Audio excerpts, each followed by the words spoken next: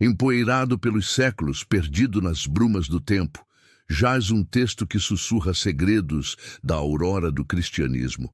Um livro de visões celestiais e mandamentos divinos, palavras de fogo e exortações à alma, capaz de abalar os alicerces da fé e convocar os corações ao arrependimento mais profundo e à santidade esquecida.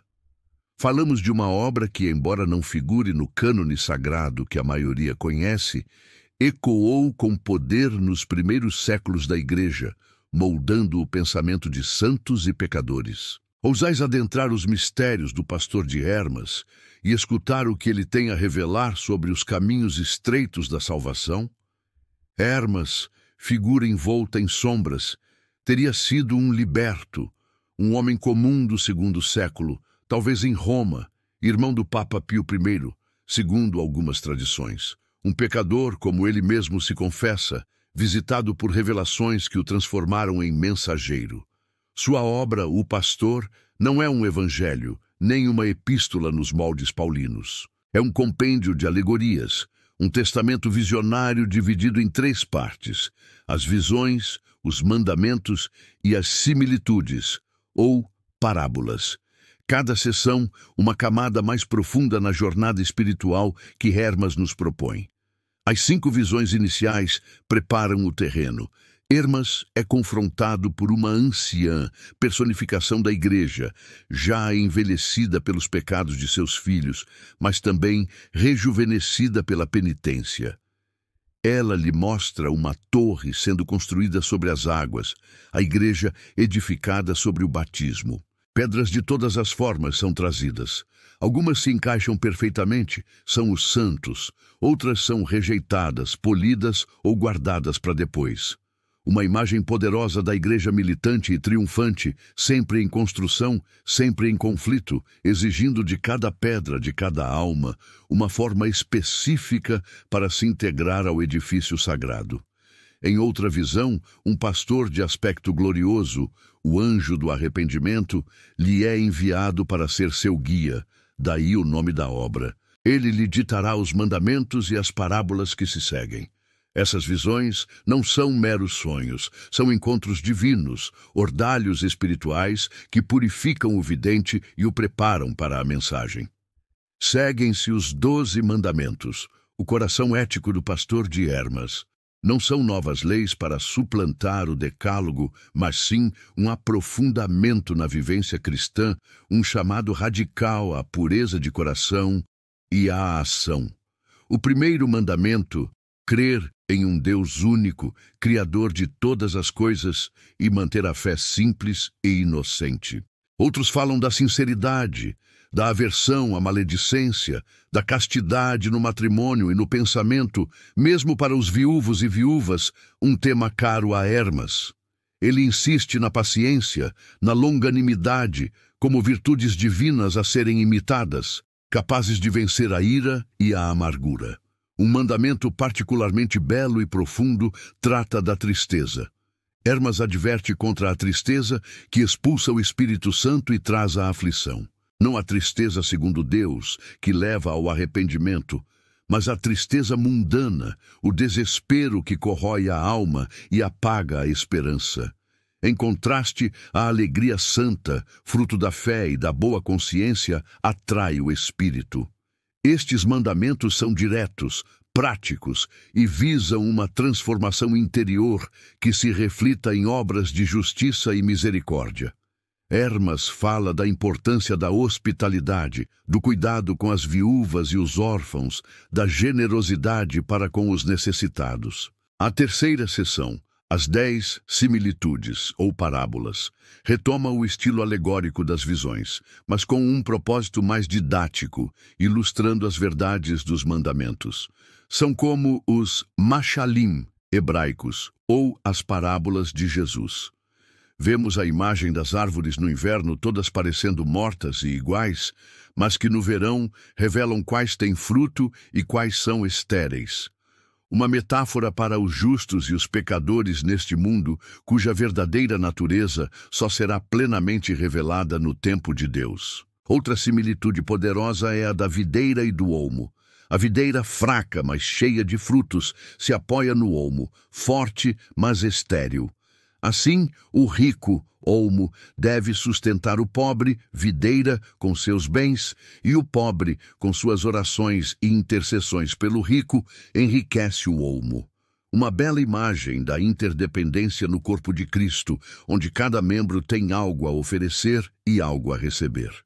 A nona similitude retoma a construção da torre, detalhando os 12 montes dos quais as pedras são tiradas, representando as diversas nações e tipos de crentes, e os vícios que impedem a entrada na torre.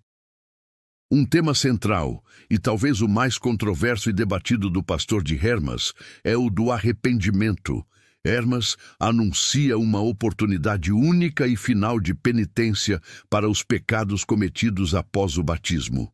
Esta segunda penitência, a primeira sendo o próprio batismo, foi uma mensagem de esperança para muitos na igreja primitiva que haviam caído em pecado grave, mas também gerou debate sobre a disciplina eclesiástica. Não se trata de uma licença para pecar, mas de um chamado urgente à conversão, pois o tempo para essa penitência é limitado, ligado à construção da torre.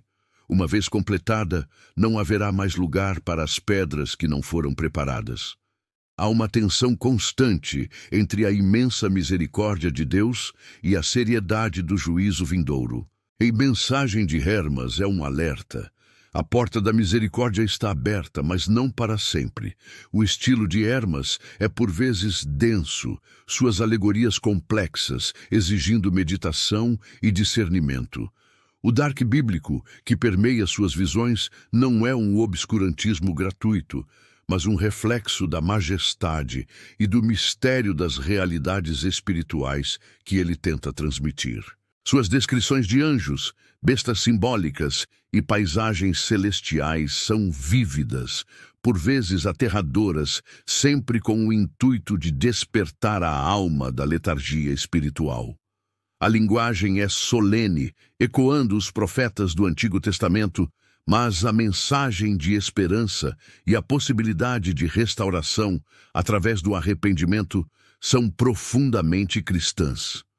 Por que, então, mergulhar neste texto antigo, neste livro que não alcançou o status canônico universal? Porque o pastor de Hermas nos oferece uma janela para a alma do cristianismo primitivo, para suas lutas, suas esperanças, sua fervorosa busca pela santidade em um mundo pagão. Ele nos recorda que a jornada da fé é uma construção constante, individual e coletiva. Que o pecado é uma realidade terrível, mas que a misericórdia de Deus é ainda maior para aqueles que se voltam para Ele com um coração contrito. As exortações de Hermas à pureza, à simplicidade, à paciência e à caridade transcendem os séculos. Em uma era de relativismo e superficialidade espiritual, a seriedade e a urgência de Hermas podem ser um antídoto necessário, um chamado a reavaliar a profundidade do nosso próprio compromisso com o Evangelho. Suas visões podem nos parecer estranhas, suas exigências morais, rigorosas, mas a essência de sua mensagem é atemporal. Vigiai, orai, arrependei-vos, pois o Senhor está próximo e a construção da sua igreja depende da santidade de cada pedra. As palavras do pastor ecoam através dos tempos, um chamado trovejante à transformação interior, um convite premente à santidade radical. Que estas visões ancestrais e estes mandamentos de fogo inspirem em vós, ó peregrinos da verdade, uma sede renovada pela pureza original, pela fé que move montanhas e pelo amor que edifica o reino. Não relegueis esta sabedoria antiga ao pó das bibliotecas esquecidas. Buscai, ponderai em vossos corações, e que o Espírito da verdade vos guie através dos véus da alegoria até a clareza da luz divina. O tempo é breve, a obra é grandiosa. Permanecei firmes. Inscrevam-se em nosso canal para mais jornadas às profundezas da fé, da história e dos textos que moldaram o mundo.